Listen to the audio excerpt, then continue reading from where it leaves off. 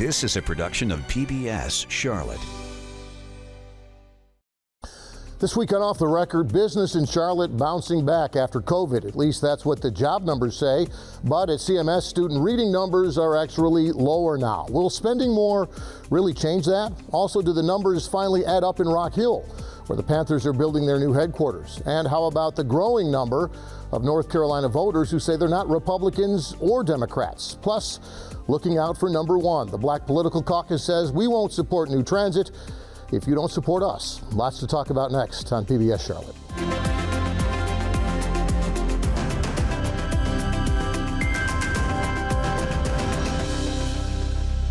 And from our PBS Charlotte studios in historic Plaza Midwood, I'm Jeff Sonyer, and we're off the record talking about the stories you've been talking about this week. And if you watch the news, read the news, and listen to the news, well, you'll recognize the names and faces around our virtual table. Tony Messia from the Charlotte Ledger and John Paul from WSOC TV. Also, Colin Hugley from the Charlotte Business Journal and Steve Harrison from WFAE. You can join the conversation at home as well. Just email your questions and comments to offtherecord@WTVI.org. Well, we've got good news and bad news when it comes to COVID numbers this week. We'll get to the bad news at CMS in a moment, but let's talk first about those improving post-COVID job numbers. Tony, you wrote about it this week for the Ledger. You want to bring us up to date on what those numbers show and who's smiling broadest this week because of those numbers? Sure. I mean, you'll remember that when COVID first hit a couple of years ago, there were big job losses. Instantly, the number of jobs in the Charlotte region and around the country and the world probably, fell pretty dramatically. It was down about 15% or so. Those numbers have been slowly coming back. And the Labor Department said last week that in the Charlotte region that we actually surpassed our number of pre-pandemic jobs in October of last year. And they look at these numbers month to month and they kind of go up and down. But we're back. Charlotte has now fully recovered the jobs that it lost during the pandemic, which is significant because we've done that faster than a lot of other cities, faster than the national average. But as you suggest, Jeff, it's not even across the board. Leisure and hospitality jobs are still down. A lot of business travel hasn't recovered, so the hotels don't have as many workers.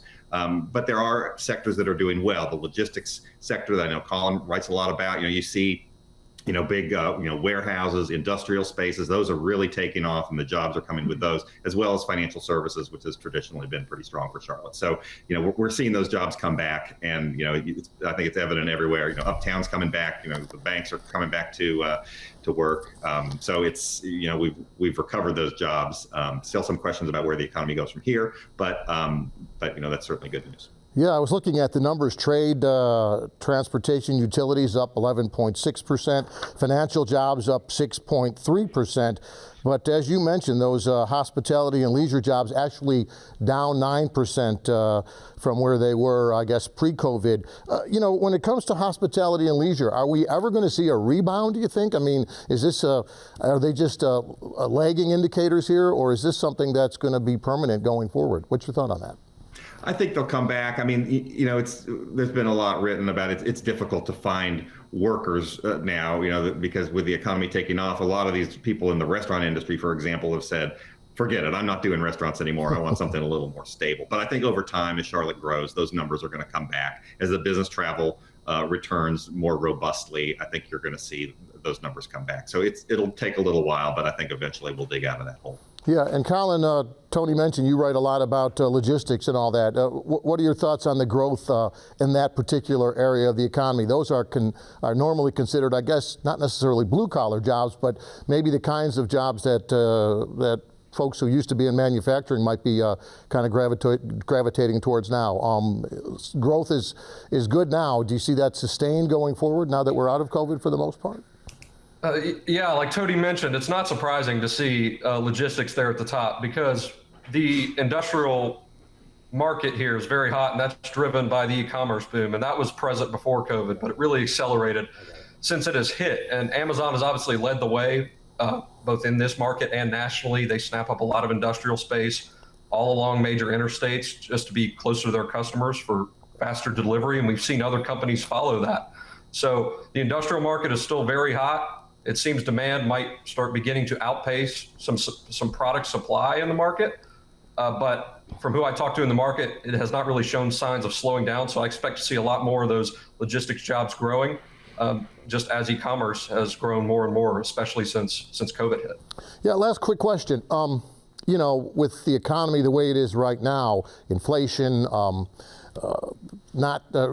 inflation actually outpacing whatever salary increases we're seeing in many industries.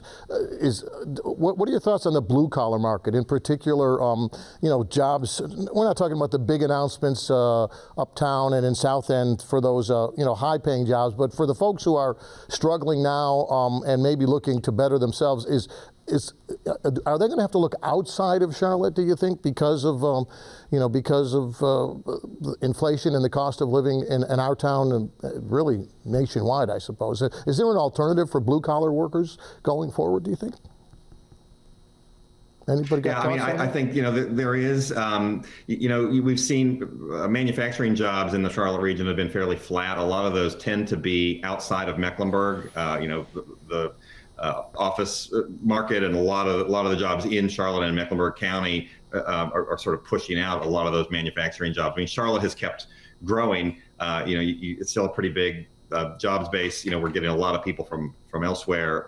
But yeah, I mean, those jobs, I mean, they exist. You don't hear about them a lot, but I mean, there are still some in Charlotte and especially in the surrounding counties. Yeah, they don't get the headlines sometimes that those new office towers do, but they are extremely important to a lot of folks in this region, and hopefully they'll see the same kind of growth and success that some of those other sectors are seeing as well. Well, we mentioned at the top of the show about the not so great numbers at CMS, in particular regarding reading scores. Third grade reading doesn't sound like a particularly big deal if you're not a third grader, I suppose, but I guess it's an indicator of success long-term, college readiness and all that. And I know that both WSOC and WFAE did pretty extensive stories this week about the problems that we're seeing post-COVID with CMS reading scores at the third grade level. Anybody want to take first crack at that?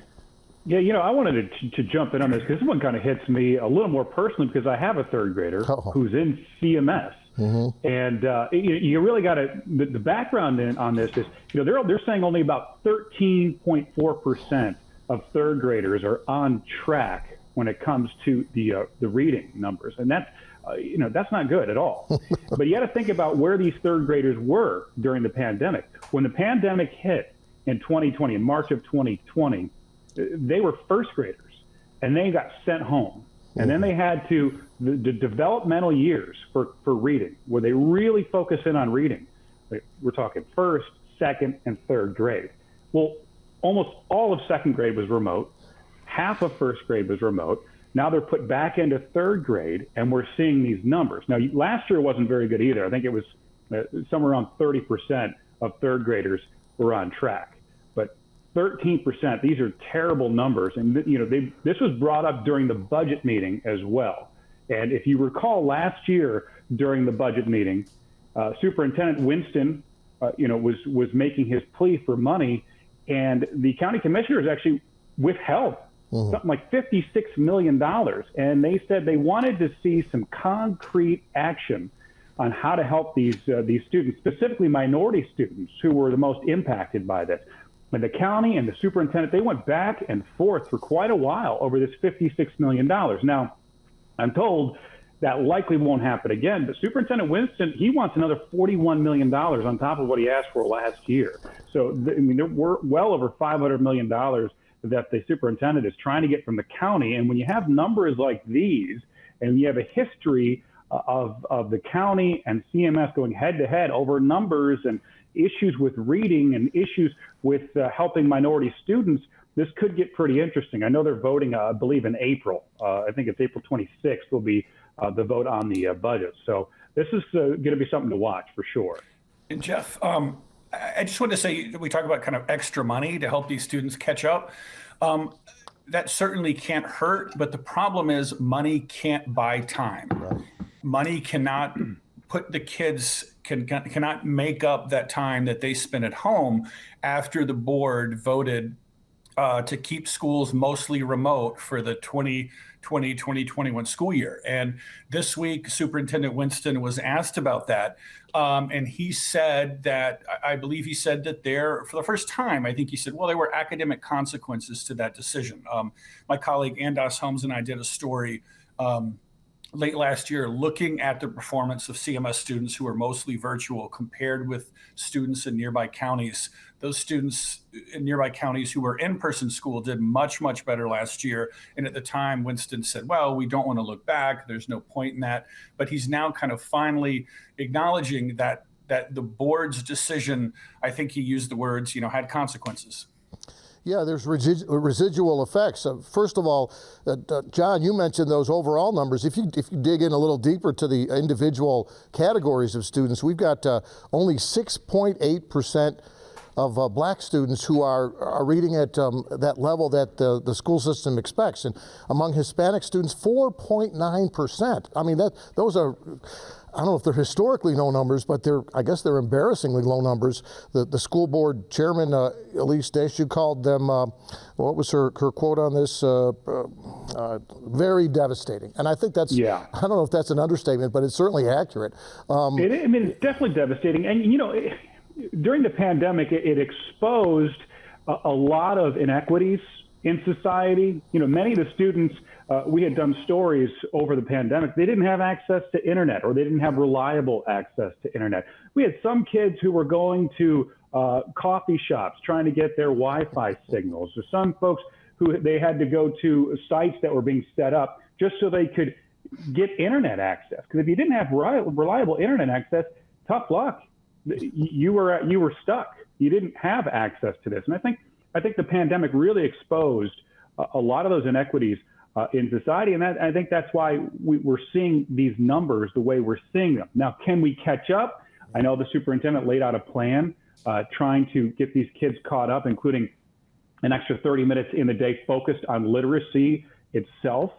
We'll see if that's going to be enough. But, one of the CMS board members, I believe it was Sean Strain, asked, why weren't we doing this earlier? Why are you just now rolling this out? Why couldn't we start this earlier? I don't know if he got a satisfactory answer to that question. Yeah, these numbers are representative of a problem that's been around for a long, long time. As we've said on this show before, the spotlight's just been shown on these problems because of COVID. By the way, the Ernest Winston, the school superintendent, asking for $41 million more than he got last year from Mecklenburg County, directing some of that money, by the way, to teacher salaries. He wants to see CMS teachers the highest paid in the state, I guess, to retain the teachers they have and be something competitive like $8 million in hiring, right? Yeah, $8 million. I think they could become the highest paid in the state. Yeah. And he also wanted to allocate, I think, $5 million for maintenance, and part of the maintenance, which is interesting, is the filtration systems. And if you recall, when we were coming out of virtual learning, going back into school, the biggest concern was the air that the kids are breathing. And that was a concern with teachers. We saw that concern echoed in places like Chicago and LA, where they didn't want to go back into these classrooms. So they want to focus on, with this kind of a budget, with the filtration system, that tells me they don't want to go remote ever again. They want to make sure these schools are safe and their students and their staff are breathing clean air.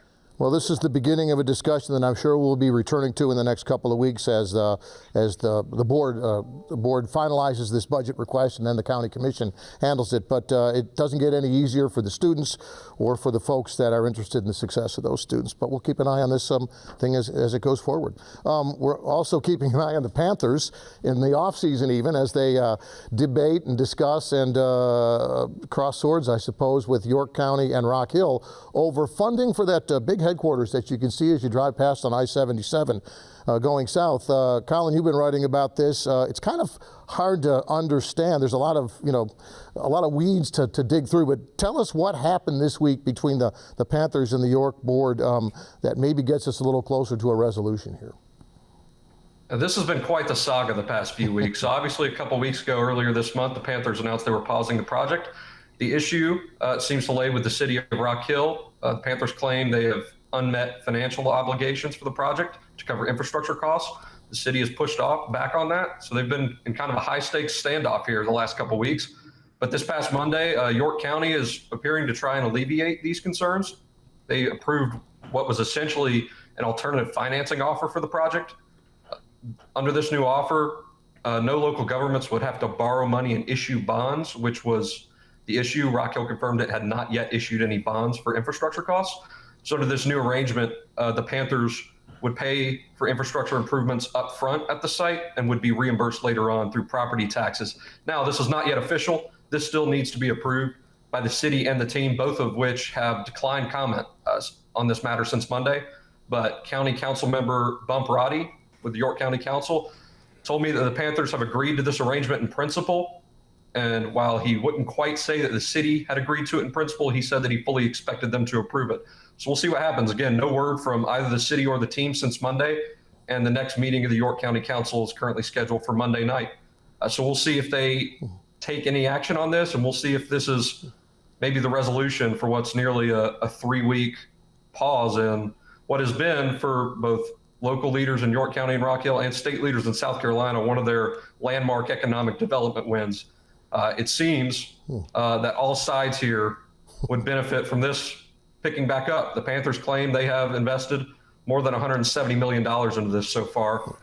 So it seems, it would seem for all sides that this thing is a little too big to fail at this point, but we'll see.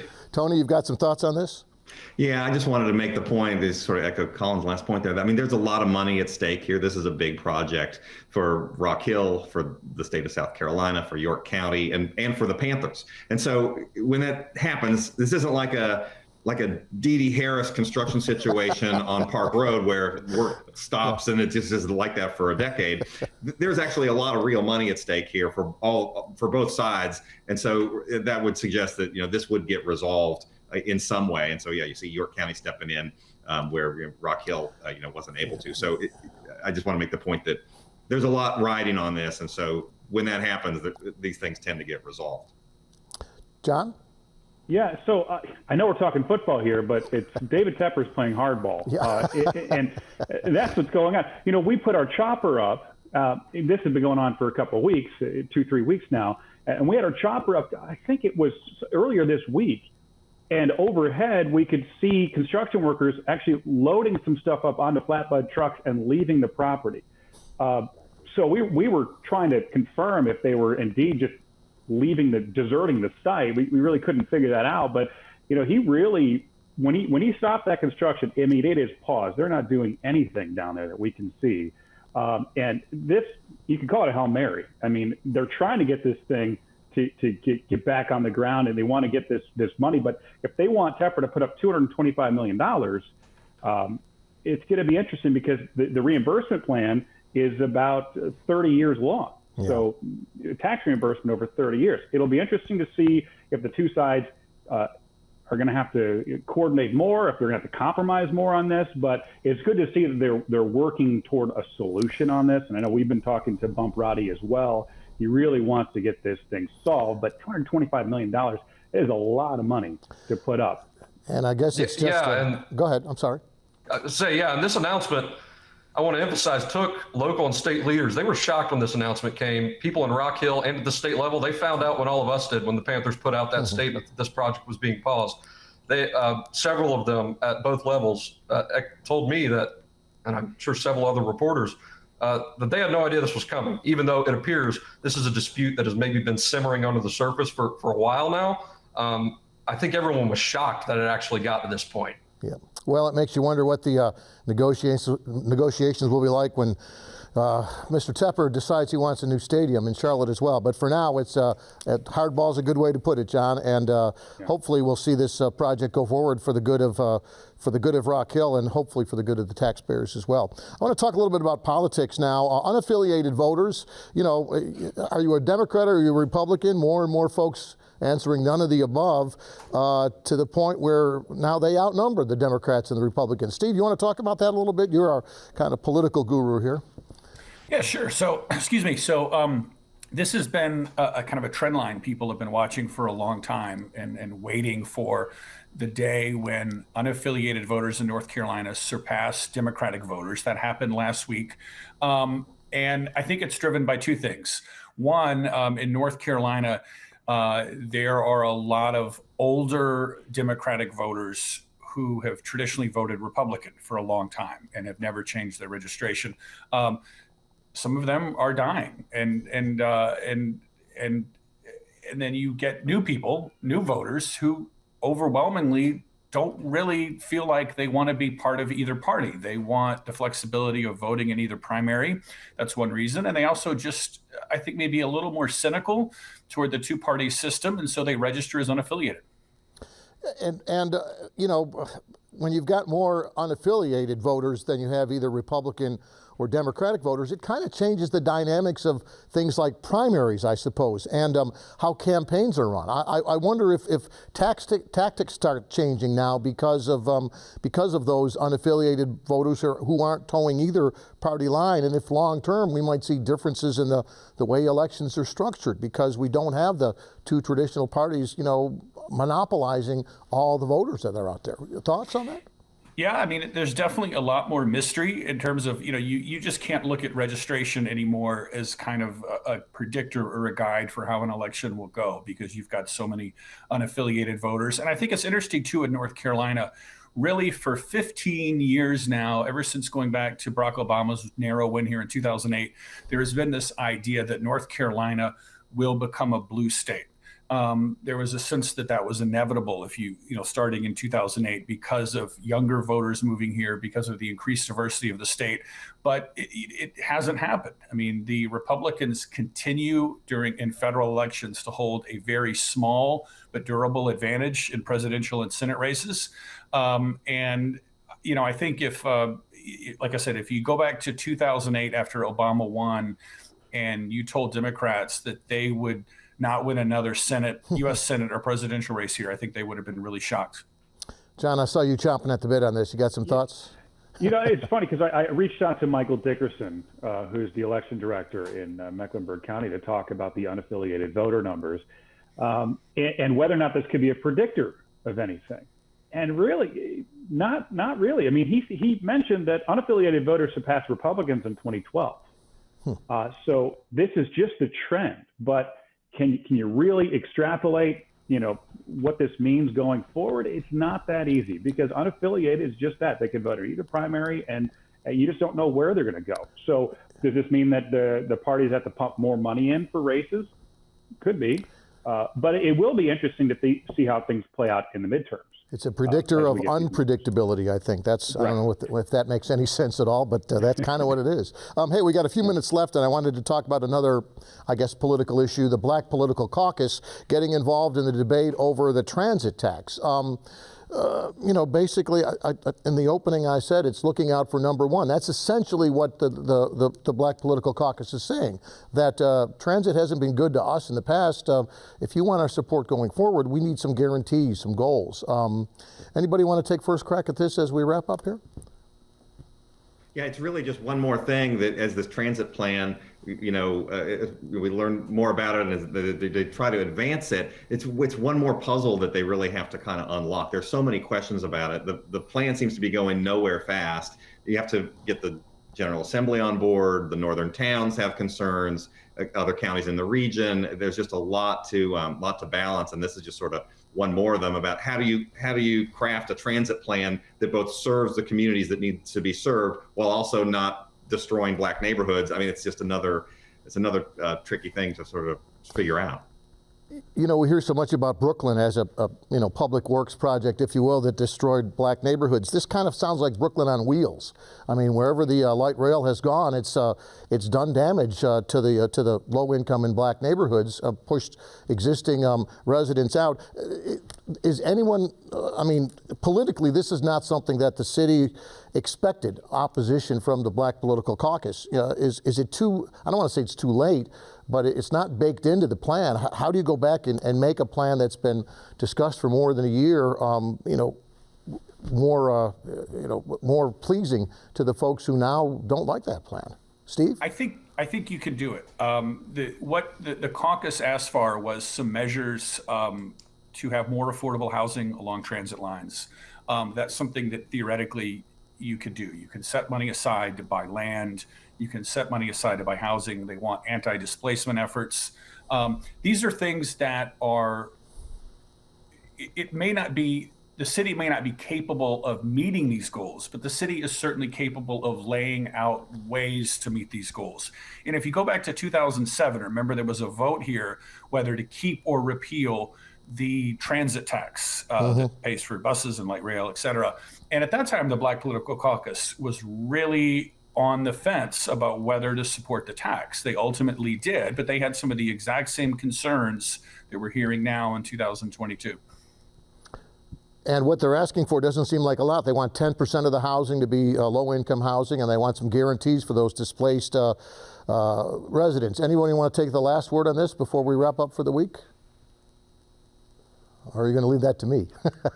Well, you know, this is well, this is a plan again that's in the early stages. We're a long way from a vote on this, and with or without the Black Political Caucus's help, there is going to be opposition that this tax plan and this transit plan we'll see in Raleigh as well. So this is not the last time we'll be talking about transit and new taxes, but it is a new wrinkle in what again is an old problem. Hey, we're just about out of time this week, but I want to thank our group for joining us this week. We always enjoyed the discussion, and we enjoy having you join in at home as well. If you have any questions or comments about what we talked about today or what we should talk about in the future, feel free to email us at offtherecord@wtvi.org. Thanks for joining us this week, and we'll see you next time right here on PBS Charlotte.